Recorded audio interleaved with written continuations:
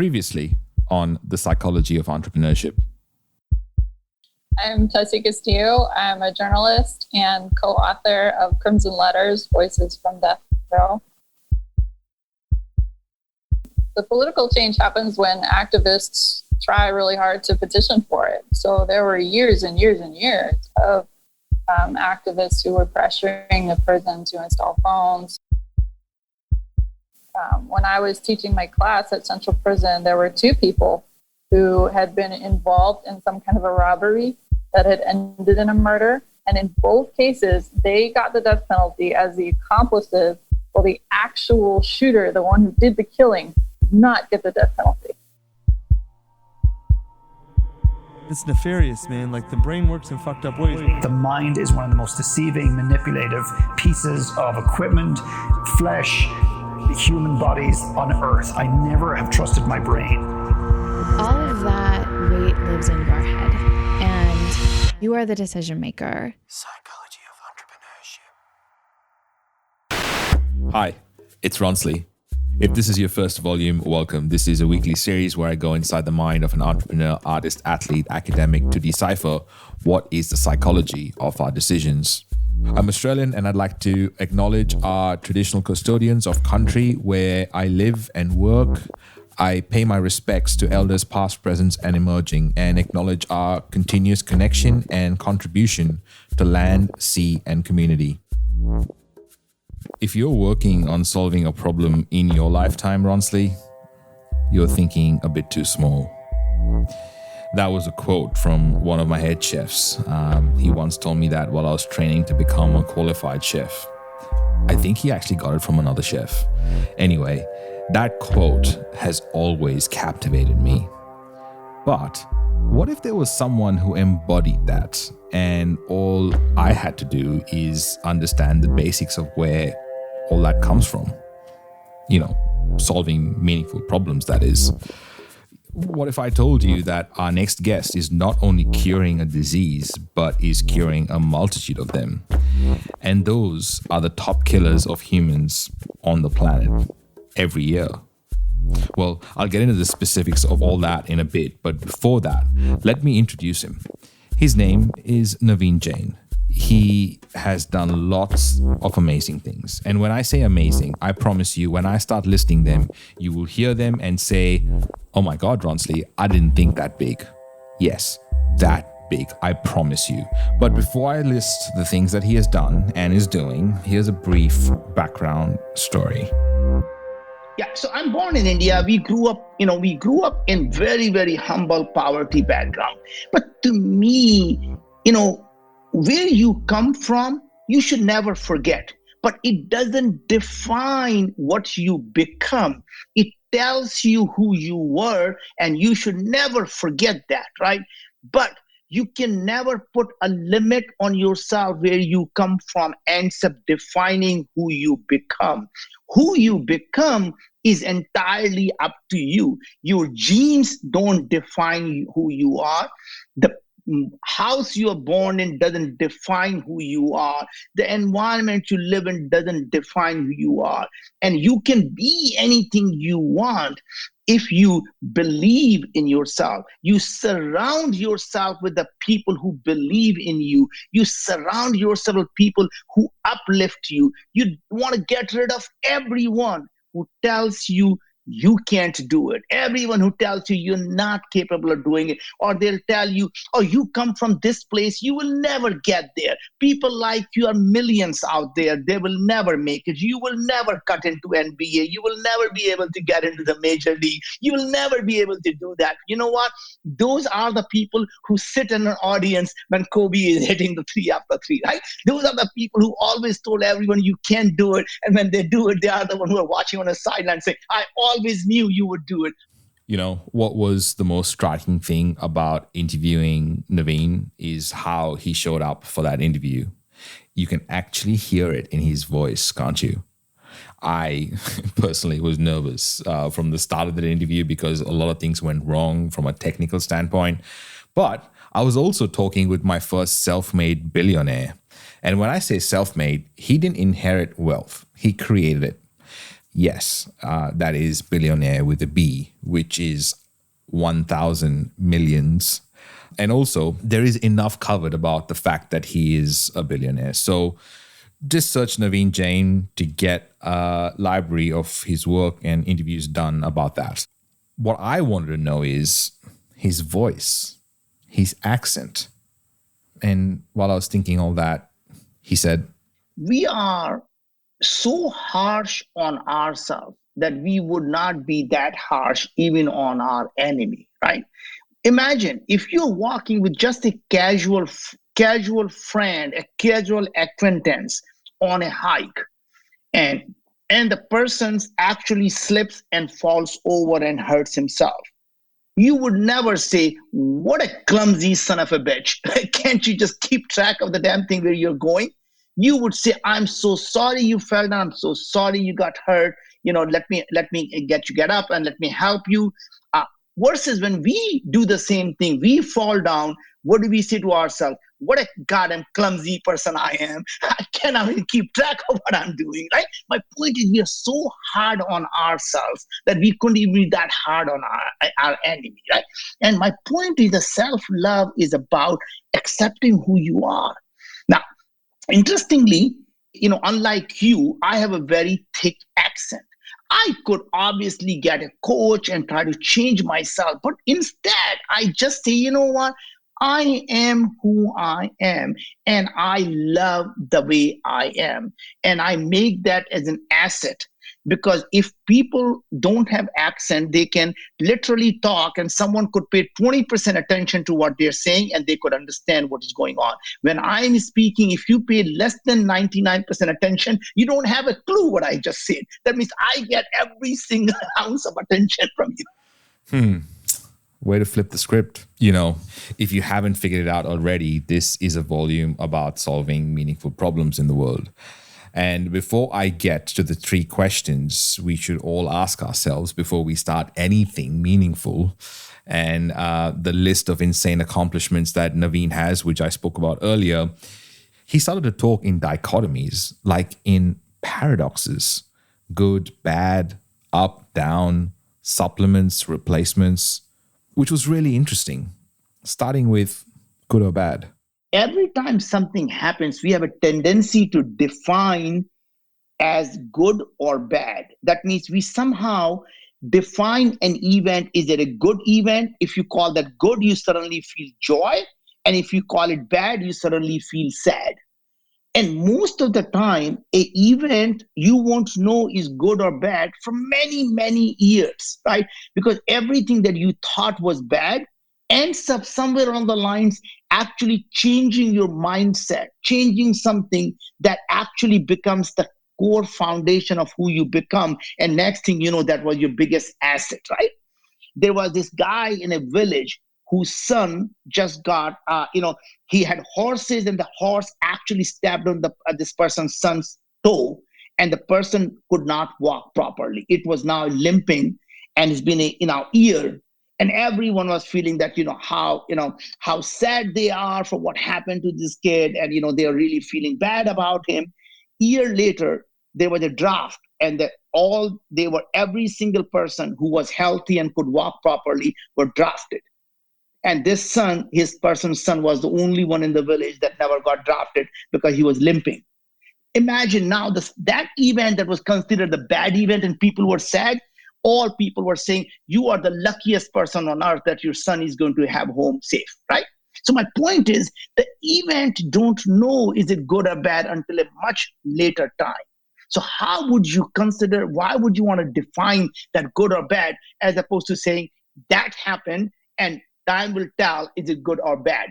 So if you believe that universe is your friend versus universe is your enemy, so if you say universe is my friend, it doesn't matter what happens. The way I look at the stuff is, obviously universe wanted this to happen because it has a plan that is going to be amazing when it unfolds, and I can't wait for that to come true.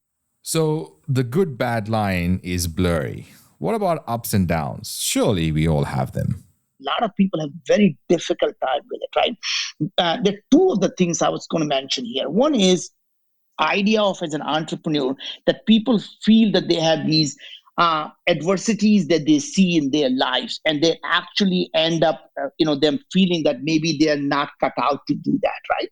And I feel that as an entrepreneur, you have to expect and accept both, expect it and accept it, that there are going to be ups and downs. And the way I define that is the only way you and I know that we are alive is we have a heartbeat. And how does a heartbeat look like? It goes up and down, right? And when it's smooth, you're dead. So do you want to live a life of a dead person that is living a smooth life? Or you want to live a life of a person who is alive, that is constantly going up and down, and knowing that when you are down, just hunker down, because next beat is going to be up. And when you are on the top of the beat, never get too cocky, because winter is coming and it will be down next, right? So always know that it is not about what is happening. It is about knowing that these things are just part of being alive. British inventor, entrepreneur, and founder of Dyson Limited, Sir James Dyson, knows a thing or two about failure. Actually, a better way to word that would probably be that he's an expert on not giving up when you do fail. In a quote from an old interview with Fast Company, he states, "I made 5,127 prototypes of my vacuum before I got it right. There were 5,126 failures, but I learnt from each one. That's how I came up with a solution. So I don't mind failure." Also, fun fact, in May 2020, Dyson was named the richest person living in the UK. So we are going to introduce you to a very important term right now, which is used a lot and is also misused a lot.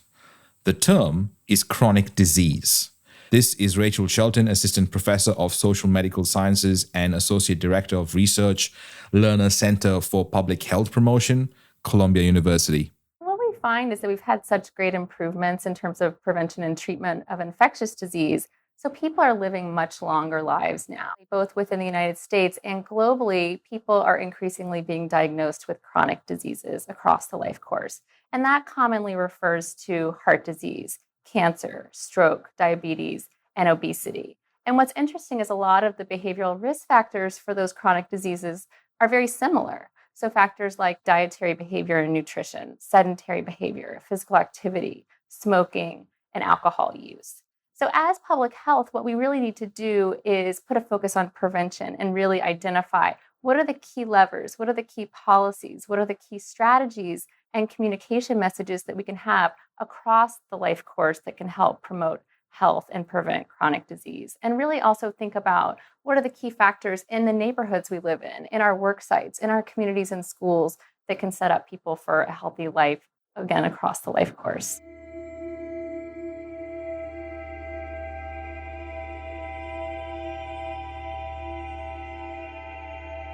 Why do I say used a lot? Well, we all know someone with those diseases. Why do I say misused a lot?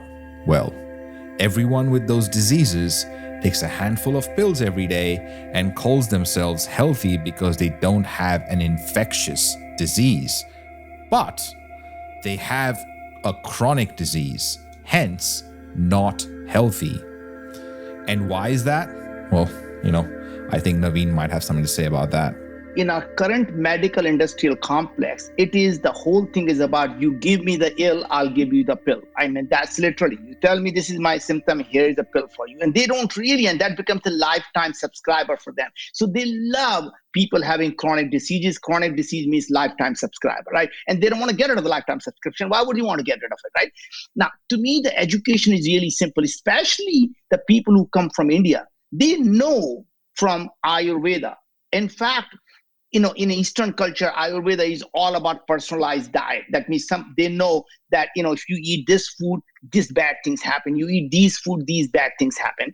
And in the Western culture, a Greek doctor named Hippocrates said, all diseases begin in the gut.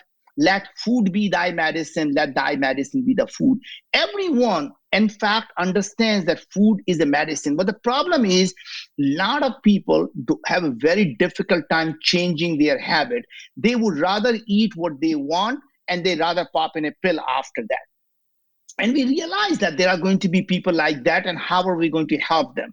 And so we realized, look, it is, even though we can't help as much if they actually also change their diet, but we decided we're going to actually help them still by giving them those food that are good for them in the extract form, by giving them the supplements. So if you need strawberry and you're not going to eat strawberry, like my mom, then I have to give her the fisetin that's inside the strawberry, so at least she gets that, right? So I'm going to be able to give her the things that are in the form of actual supplements that are made for each individual on demand. So when I test Ronsley, we actually look and say, Ronsley needs 22 milligram of elderberry. He needs 11 milligram of curcumin. You need 7 milligram of lipase. You need 77 milligram of amylase. And we're going to actually make that capsule with all those dosage just for you on that day. And that has never been done. So literally, if you need 50 ingredients, whether you need 100 ingredients, we put every single thing you need in those capsules and send them to you. Every probiotic you need, every prebiotic you need, all the food extracts you need, amino acids you need, digestive enzymes you need, herbs you need, everything, we put them and send them to you, right? And to us, that was our way of dealing with a situation where we knew people will never change their diet, but they're willing to at least take these supplements. And we thought, you know what? It is not going to have a full impact, but it's better than absolutely nothing. So if you only take supplement, you're going to get 70% of the way there. You're not going to get 100% of the way there. And that's why they call supplement. They're not called replacement, right? Fascinating. I'm blown away by one of Naveen's companies. It's called Viome. It is literally curing chronic disease. Well, actually, it is doing a lot more. Viome is a systems biology company whose goal is to make illness optional. Viome has partnered with Mayo Clinic, Kaiser, GSK, and others. It is able to measure your unique gut microbiome, mitochondria, and human immune cell function. Then they help nourish you with precise nutritional recommendations to help you improve your health. That is insane when you break it down that way. And while I was thinking about the insane impact that Viome is making and currently making around the planet, I was curious, why isn't this a not-for-profit? If you want to do a small good in the world, you start a nonprofit. If you want to do a large good in the world, you start for profit. And here's why. Because profit is the engine that allows you to scale. Profit is what allows you, instead of helping 1,000 people, to help 100,000 people. And then it goes on to help 1 million people, to go 100 million people, to help 1 billion people, because that's what you need. Because you may be the richest man in the world, and if you're not making money, it's a matter of time till you run out of money. And then what, right? So you have to create profit to help more people. And that, to me, is the key. So your success will never be defined by how much money you have in the bank. Your success will be defined by how many lives you improved, because that is what's going to give you the money that you want in the bank, right? So when people start a company to solve a problem, they make a lot of money, because making money is the byproduct of doing things that you love doing and by helping other people. And if most people don't understand what I'm saying, the way I explain them to is, making money is like having an orgasm. If you focus on it, you're never going to get it. You just have to enjoy the process. I have done a lot of interviews, and a common theme of happiness is enjoying the process. However, when someone says, Ronsley, just enjoy the process, I think to myself, okay, but how? It's easy for you to say that. Well, I used to think that for sure. I have what is called shiny ball or shiny object syndrome. I like chasing shiny objects. And I was saying that to Naveen, how much I love starting things and shiny objects, to which he gave me his 3-question framework. Before you start something, ask yourself 3 questions. Why this? Why now? Why me? So why this is, you simply say, before you even start a company, you say, God forbid I am actually successful in solving this problem. Would it actually help 1 billion people live a better life? And all that really means is, if you are actually successful in solving it, is this a big enough market? Is this the problem that billion people are clamoring for someone to solve? That means if you say, yes, I can help billion people live a better life, it will actually be a good problem to solve. So when I started Viome, we said, look, what if we can actually create a world where having a chronic disease is a matter of choice, not a matter of bad luck? What if being sick actually becomes optional?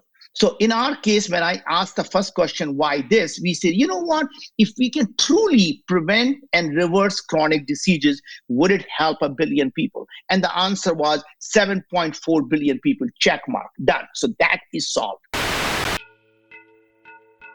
When we come back, the other two questions and Naveen's list of incredible accomplishments, including some that are literally out of this world, like not of this planet, out of this world. Yep, I just said that. Psychology of Entrepreneurship. Our aim with this audio documentary has always been to build a strong community of entrepreneurs and creatives to provide a space where they can use their voice to share their authenticity with the world. As a valued listener, your voice matters too. We love to hear your feedback and ideas, so don't be shy to let us know how we're doing in the ratings and comments. If you have a message for our production team or know someone who would be a perfect fit as a guest, you can find out more information on how to share your input at psychologyofentrepreneurship.com. Welcome back. We were talking about Naveen's 3-question framework before you start something meaningful. Naveen, what's the second part? The second part is why now? Why would you want to do it now? And this is really something you have to ask, is what had changed in the last 1 year and what do you expect to change in the next 2 or 3 years that will allow you to solve this problem now than it was possible to solve 10 years ago. And here is why. If this problem could have been solved using everything that was available 10 years ago, then you are not the smartest guy in the world. Somebody else would have done it. So that means there's something had to have changed. What is the catalyst that says now is the right time? COVID happened. World is changed. Everything is changed. So now in our case, we said, to able to prevent and reverse chronic diseases, the couple of things have to happen. We have to be able to actually digitize the human body, understand what is really going on inside the human body. To do that, the cost of sequencing, understanding what genes are actually being expressed. So it's not about what genes do you have, because your genes never change when you develop chronic diseases. So if you do your DNA test today and you gain 200 pounds, your DNA is still the same. You can develop depression, your DNA doesn't change. You get autoimmune disease, your DNA doesn't change. And any of the disease you can talk about, your DNA never changes. What changes is your gene expression, which is not your genes, but gene expression. It's not your DNA, but it's your RNA that changes. So in our case, we say, you know what? To do that, you have to be able to sequence it. And the cost of sequencing when I started the company was over $1,000. And we say, I think in the next couple of years, it's going to come down, and it's going to come down to under $100. And today we sit here and the cost is give or take $20, $30, right? So my point is, every one of the things that we expected to happen is the reason we said why now. Before we get to the last part, the why me part, whenever I think about the why me, or if someone I know is talking to me and says, oh my God, I'm going through this stuff, Ronsley, why me? I remember Les Brown. Do you know Les? I was in my comfort zone. I was doing just enough to get by. I was working on a job. They paid me just enough to keep me from quitting, and I worked just hard enough to keep from getting fired. How many know people like that? Blink your eyes if you understand what I'm talking about. I was parked. I knew I could do more. But when my mama died, it took something out of me. When I went through a divorce, it took something out of me. When my best friend died, it took something out of me. I parked. And somebody said that life is like an onion. You have to peel it one layer at a time. And sometimes you cry. Life's going to happen to you when you have a dream. You're going to get slapped around. And don't take it personal. Don't ask, why did this have to happen to me? Why not you? Who would you suggest? You want to give us some names, some email addresses? And don't tell everybody. 80% don't care and 20% glad it's you.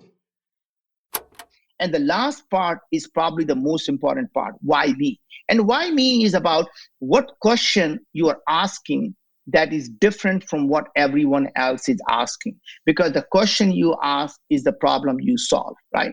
It's not about having all the right answers. It's about asking all the right questions. And that is the key to success in any business. So like when I started Viome, and we saw that everyone in the industry was asking the same question: what genes you have and what organisms are in your gut. And we say, you know what? That's the wrong question. It is not about the genes, it's about gene expression. It's not about the organisms, it is about what organisms are producing. And here's why. If you can have thousands of different human beings doing the same thing, they all could be doing podcasts. Guess what happens? Every single person could do exactly the same thing. What if the organisms are just like that? So two people can have diabetes with completely different organisms producing exactly the same thing that is causing you to have diabetes. So if you keep simply looking at organism, you will never know why. And here's more important. When single organisms can produce something really good in your gut, in your environment, and can produce something really bad in my gut and in my environment. Just like the human beings, right? If you are with a group of people, sometimes you're really calm and meditating and intellectual. Other people you are with and you're totally rowdy and you're partying and your things are completely different, right? And that is really the key to the organism as well, right? Depending on who along with them there, they actually change their behavior. Just like you and I. I'm at work, I'm an entrepreneur, I go home, I'm a dishwasher. What changed? The environment, right? And that's really what happens in these things. Want to know the best way to achieve anything in life? If there was a silver bullet, would you want to know? And once you know, would you act on that piece of information? Well, here it is anyway. Naveen? Excess time, money, and energy that you have, you should always focus it on really that will have the most impact, positive impact on other people's life.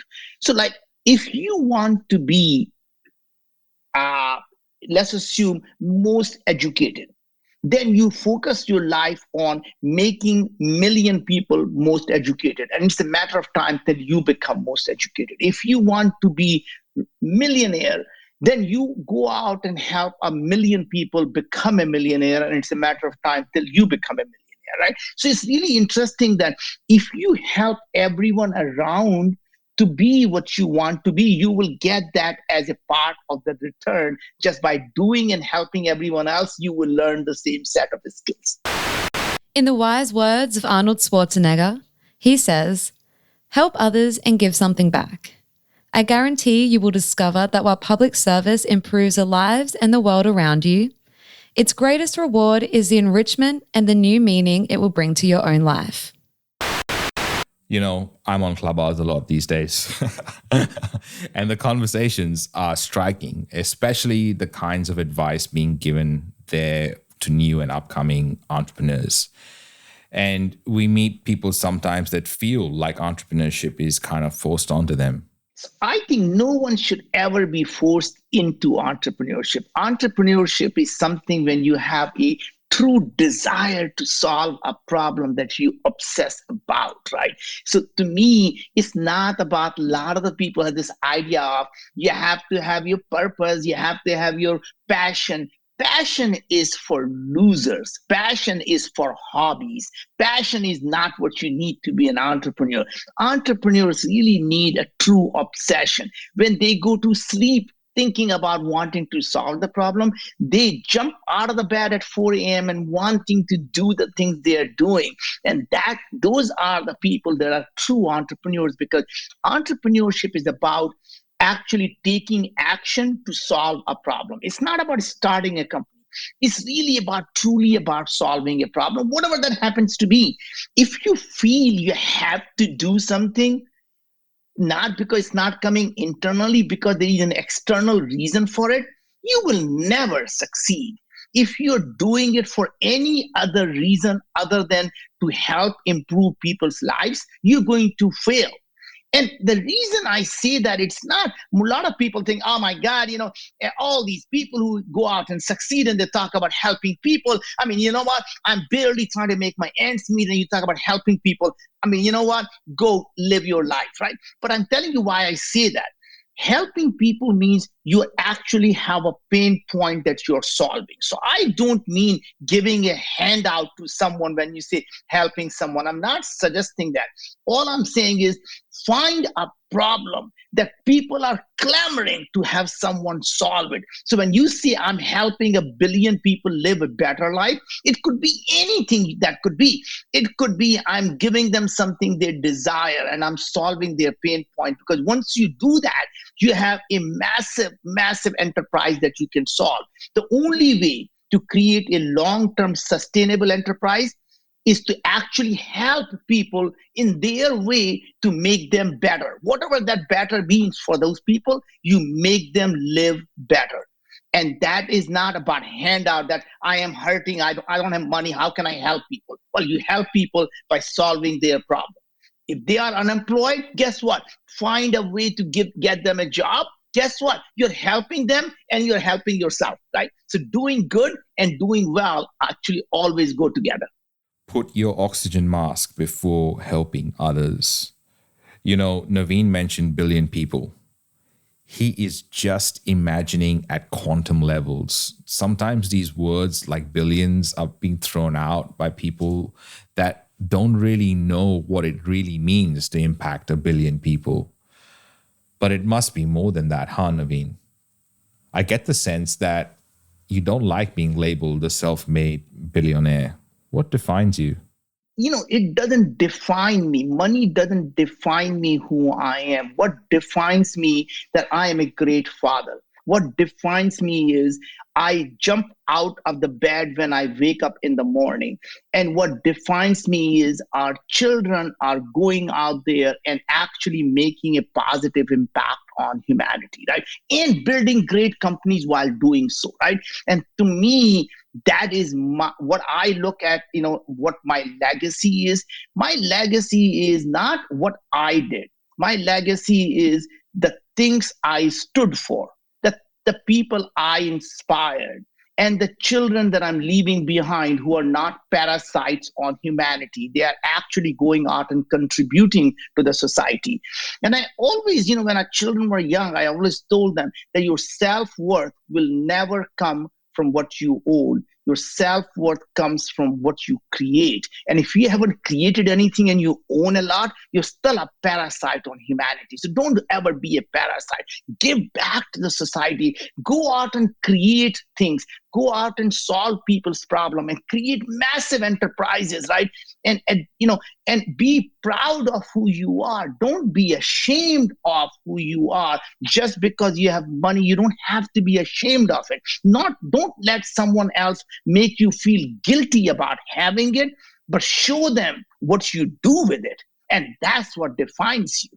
What defines you is one of the most over-asked questions in podcasting today. And before we wind this up, I'd like you to maybe share in a moment that I had with Naveen, because after all these thousands of interviews, I still ask dumb questions.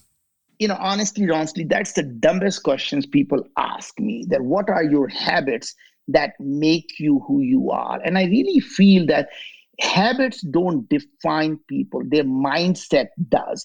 So, for example, people say Tony Robbins is so inspiring. If I can follow his habits, I can become the same. And Tony Robbins takes ice bath every day. Even if you take an ice bath 3 times a day, you're not going to become Tony Robbins, right? You become like someone by thinking like them, not by behaving like them. And that to me is really the key, is not, don't follow what other people do. Follow how they think. And if you can do that, then have your own set of habits that will work for you. So for example, if I tell you that I walk, walking may not be for you. Maybe it is swimming. Maybe it is bicycling. Maybe it is something else, right? Maybe I go to bed early and I get up early. Maybe that's not you. Maybe you can go to bed 2 hours later and still be a very productive person. You may not get up at 4 a.m., but you're really productive when you get up at 6 a.m. But the point is, what is important is the jumping out of the bed when you wake up in the morning. That tells you that you have something in the day that you want to achieve. And the trick is not what time you wake up. The trick is jumping out of the bed with joy when you wake up. Psychology of Entrepreneurship.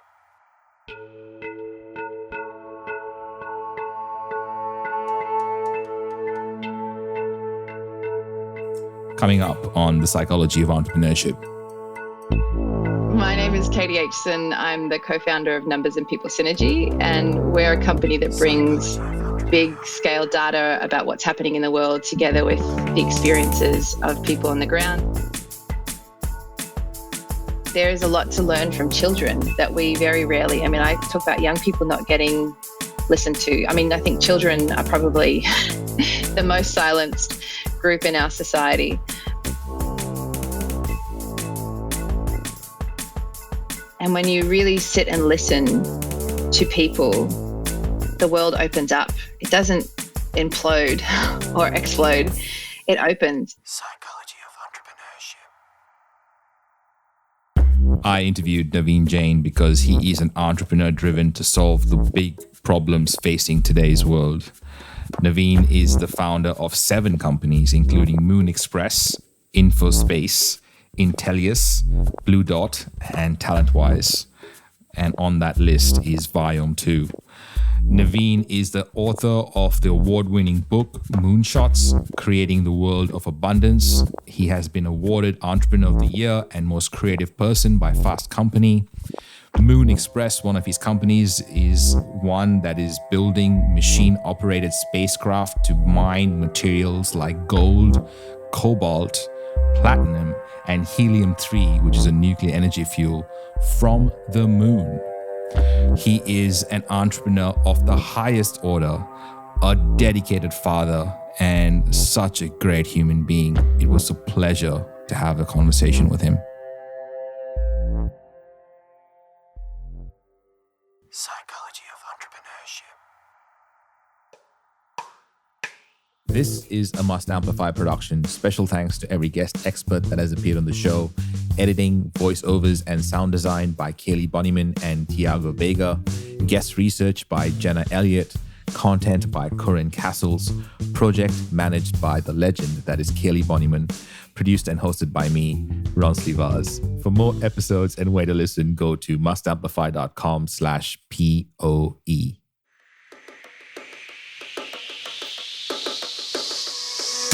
Love the polished audio docuseries style of this podcast, The Psychology of Entrepreneurship? At We Are Podcast, you can learn how to create a similar style for your own show. This revolutionary virtual event assembles podcasters, entrepreneurs, and marketers in one spot, so you're able to learn from the masters. Head straight to wearepodcast.com to reserve your spot at our next event.